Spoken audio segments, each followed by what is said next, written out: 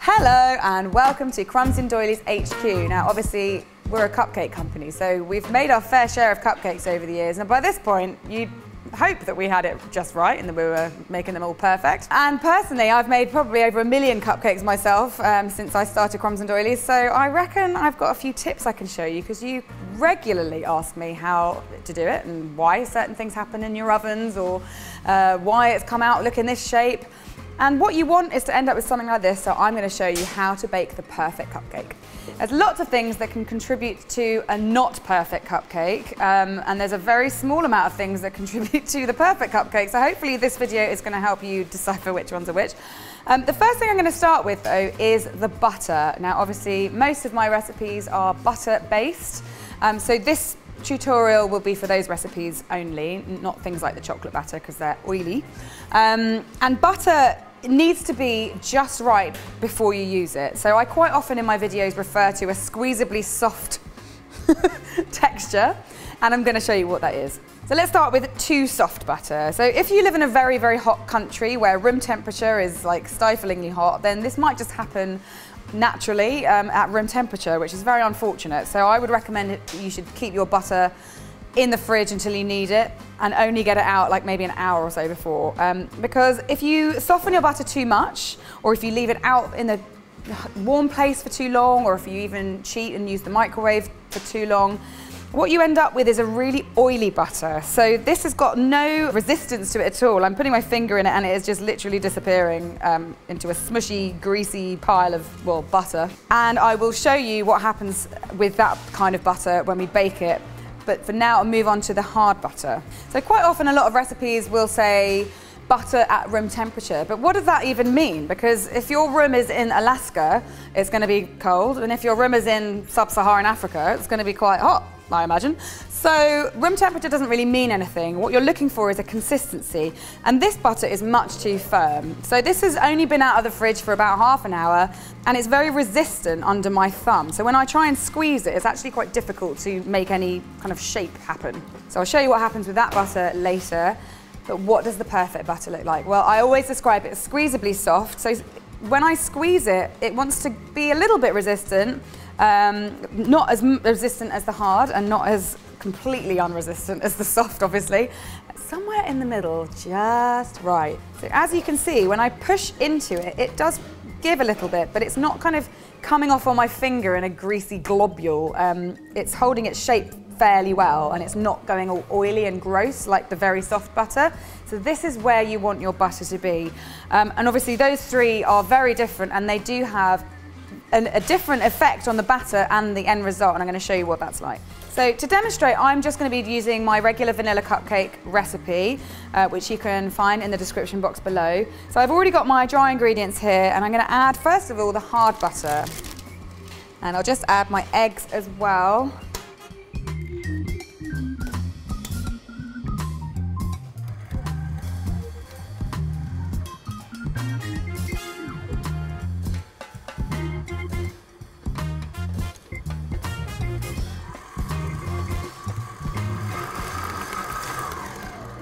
Right, so this has been mixing for the amount of time that I would expect to be mixing some cupcake batter, which I'll go into a little bit more detail about that later. But I can already identify some massive problems with this batter. One is that it has not mixed the butter in at all. So there's big lumps of butter in my batter. This is very hard to say. So it's also quite yellow in colour, and it's not a very nice consistency. It's quite sort of sloppy, and it looks a little bit split as well, because it hasn't incorporated with all the ingredients properly. But I'm going to scoop them out and see what happens. Right, that's all the batter, and I've only managed to get 11 cupcakes out of it, and that's because the butter hasn't been whipping up with the mix, so it's lacking in a little bit of air. So I don't hold much hope for these guys, but I'm going to put them in the oven anyway. So we'll see how those work out, but for now I'm going to do the soft butter.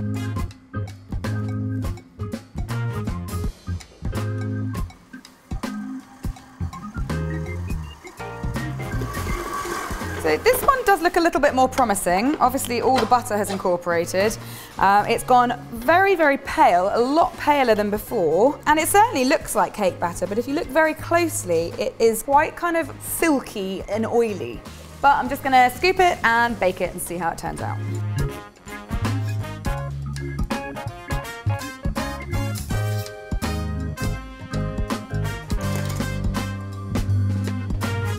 So all that remains is to work with the perfect butter, and I'm pretty sure these are going to turn out perfectly.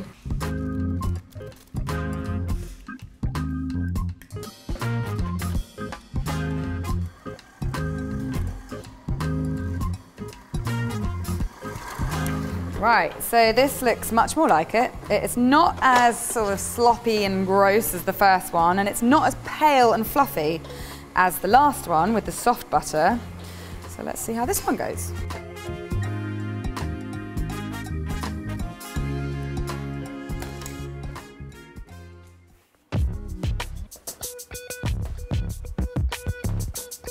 Wow, we have some seriously different cupcakes here, and I know which ones I prefer, but let's start with the hard butter versions. So these have really peaked in the middle, like they've gone like volcanoes. So I do get a lot of questions about how to avoid that and why is this happening.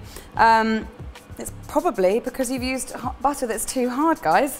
So as you can see, it hasn't risen hardly at all, except in the middle. So you've got a horrible empty bit around the edge and a peak in the middle. So they've also got this kind of not very nice dark crust on the top, mostly because the butter hasn't incorporated, so it's basically just sugar and eggs and flour in there. So it's kind of created a bit of a sugary crust.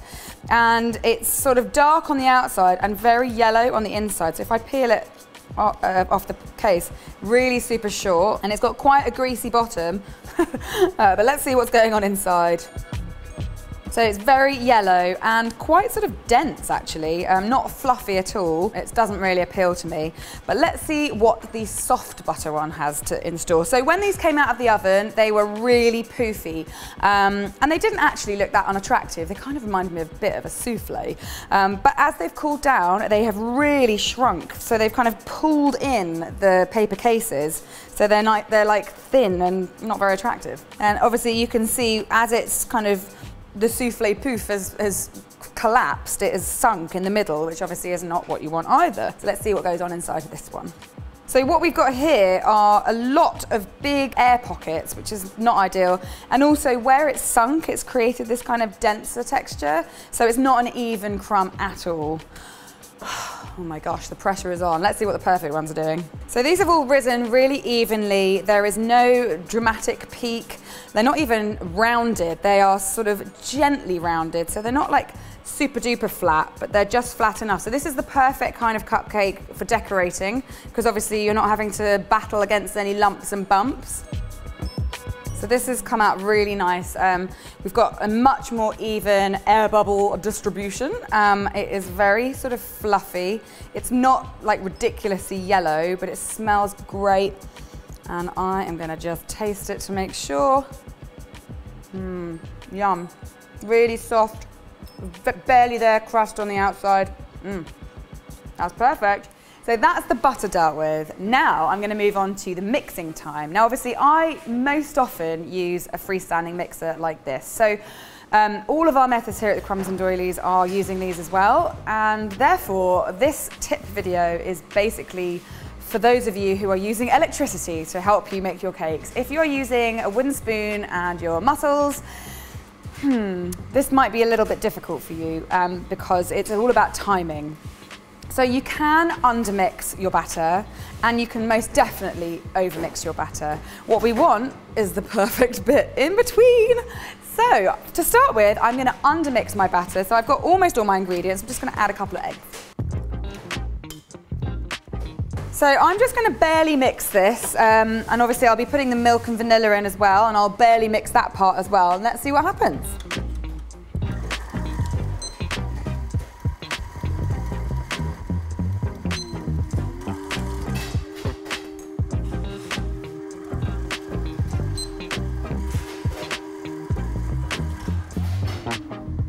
Okay, that was a total of around 16 seconds, not including the bit where I had it on a low speed and was adding the milk, but not very long, obviously. So a little bit like when we use the too hard butter, it's a bit kind of sloppy and sticky, like it hasn't incorporated very well at all. So let's see how we get on.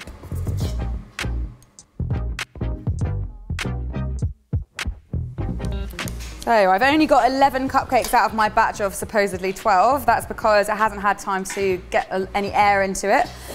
But let's bake them and see how we get on. So now it's time for the over mixing. So I'm getting my batter ready, and this time I'm gonna go crazy and just kind of almost forget about it and mix it for ages.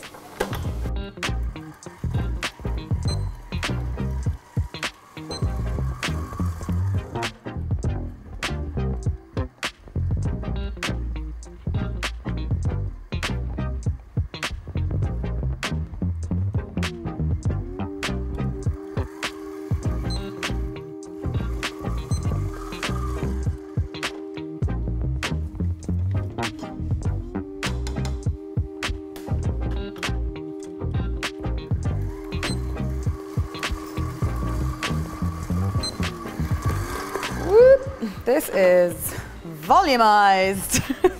So it has gone very, very pale and very, very fluffy, which, you know, if we're making certain kinds of cakes is exactly what we want. But with this all-in-one method that I use most of the time, and the method that I use quite often for you guys, it's definitely not what we want, because there's just way too much air being put into this batter.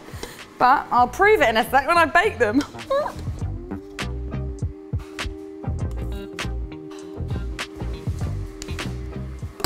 Right, let's get these in the oven and see what they turn out like.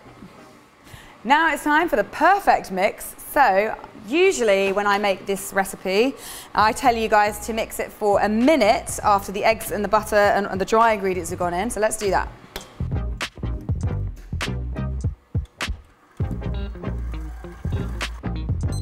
Now obviously I haven't mentioned the speed at any point, and that's because you're all going to be doing different things, potentially with different mixes, but I usually keep it on a medium to high speed, so nothing that's going like wee, and nothing that's like somewhere in between. So now it's time for my milk and vanilla.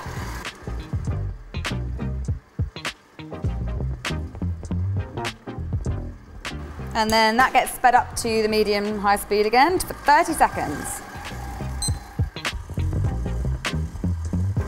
Okay, so the 30 seconds are up, and I'm just going to give it a quick scrape around just to make sure that all the bits at the bottom and the sides are in the gang. And then all it needs after that is another 10-15 seconds maximum just to incorporate everything.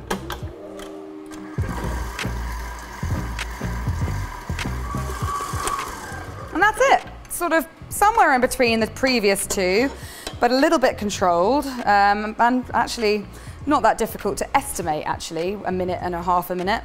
So it's looking a lot similar, actually, to some of the other batters that we've made, but I am pretty convinced that this is going to turn out just right.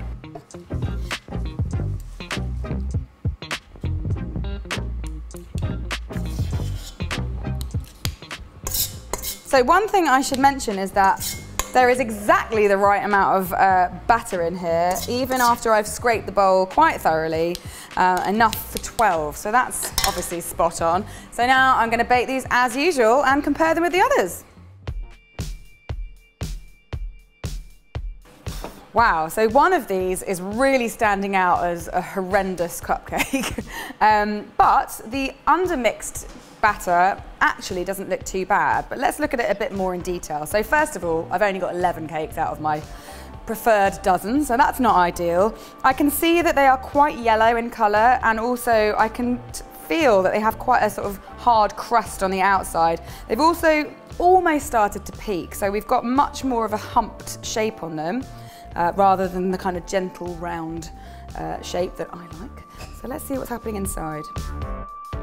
Now these actually aren't as bad as I thought they were going to be, but what I would say is that there's quite a lot of grease. There's a big lot of grease around the paper case edge, and also when I squeeze even lightly on the cake, I get very greasy fingers, which is not what you want. You don't want to have a greasy residue in your mouth or in your hands or anything really. So that for me is a bit of a fail. Now the overmixed are just epic fails. I think you will agree that these are some of the ugliest cupcakes that hopefully you will ever see come out of this kitchen. And they're not even going to leave this kitchen, they're going to go in the bin. So what's happened is they've got much too much air in. Again, when they came out of the oven, they were very souffle-like and they looked quite spectacular. And as they have cooled down, they've shrunk in, they've pulled in the case even further than the other the soft butter. So now these are like weird little, I don't even know what they're like, they're like little cups because they've also sunk in the middle. They're just ugly, but you know, let's have a go on the inside. So these are incredibly uneven. They've got a completely different colour going from top to bottom, light at the bottom and really sort of dense and weird at the top, where it's sort of sunk and shrunk. So this is absolutely a massive fail. You would not want to eat this cupcake. Now we come to the perfect cupcake. So these look magnificent. They've got a lovely even rise on them. They've got a lovely even colour. None of the sides are coming away. There's been no shrinkage. They're still quite sort of snug and the same size as the tin, so there's been no shrinkage. So I reckon these are going to be super inside. So that looks perfect, guys, which is what this video is all about. So I guess the rules to take away from that is don't overmix your batter, don't forget about it. I do also get asked a lot about some of my bigger cake recipes and whether they can adapt those recipes for cupcakes, and quite a lot of those recipes are creaming methods. So they'll be creaming the butter and the sugar and then adding the eggs and flour, for example, which is basically going to be a little bit like overmixing for cupcakes. It's just they can't take that amount of air. So the all-in-one method's perfect, and that's why I give it to you guys. So if you're going to do anything wrong, I would say even just undermix it slightly if you're going to go one way or the other, but just overmixing, bad, bad, bad. Now the final thing I'm going to show you is what happens when your oven is lying to you, because quite often the oven says it's one temperature on the dial, but inside it's completely different, and that is the case the world over with all the ovens. So you're going to have to get to know your oven, and hopefully you're in a place where you can do that. I do get a lot of emails actually asking how you can bake my recipes without an oven. The answer really is I have no idea. If any of you do know that, please put it in the description box below for the other guys. I highly recommend getting an oven thermometer, especially when you're just starting out baking and you don't quite know your oven well enough yet. So obviously I will always give you a temperature for my recipes. Normally with this kind of cupcake it's 170 degrees C, so it's very important that your oven is at that temperature. These two trays have batter from the same load, but I'm going to show you what happens when your oven is too hot or too cold. So these look very, very different to each other. Obviously over here we have the ones that have been in the hotter oven, so clearly they have overcooked a little bit. They're way too brown. They've also got quite a lot of peaking happening, and what that is once you put your cakes into the oven, the tops start heating up way quicker than anything else. So it creates this basically a crust, and then everything else underneath it is trying to burst its way through. So that's why you end up getting these sort of volcanic eruptions in your cake. Sometimes they even look a lot like volcanic eruptions and have like batter kind of bursting out. But these ones are just not very nice, and they're still a little bit warm, but from experience I know that these are going to cool down and be quite dry. Not a very nice crumb on them at all, but let's have a look inside anyway. So this is obviously got a very thick crust all the way around it, top to bottom and side to side, and it's already drying because I can easily knock off nuggets of it without really trying too hard, so that's not going to be very nice to eat ultimately. Let's move on to the cooler oven. Now these are very anemic looking, they're very, very pale yellow. Obviously a contrast to the dark brown, maybe slightly more appealing, but not much. So what I will also say is that for every single experiment that I've done in this video, I've cooked the cupcakes for the same amount of time. But for these ones, I had to add extra time because otherwise they would have just been like liquid. So I ended up adding 6 minutes, which is quite a significant amount of time, and they're still looking really, really pale. And what's happened is they've cooked low and slow, so they've kind of oozed out of their paper cases. And it's not because I've put too much batter in. I've put the same amount of batter as I have for all the other cakes, but these ones have just kind of cooked lower and slower. They are also sinking in the middle just ever so slightly, which is obviously not what we want either, and that's because it's kind of poofed up and then kind of wilted in the oven. It hasn't had the heat to give it that structure and integrity, and I reckon that the inside's going to be pretty gross. So this looks quite pale inside. The crumb isn't too bad, but it's coming away from the paper case mega easily. So what may happen over time before you even ice them is that they will just pull away on their own from their paper cases. And that might happen with some of the other techniques, like the hard butter, that sometimes happens too. But these are not very nice. You do want a little bit of caramelization just to give it some flavor. Also, what can I say about this? It is just kind of falling apart. It's also really moist and damp, but not in a nice way. When you put it in your mouth, it's going to go and basically into like a ball of stodge, which is not ideal.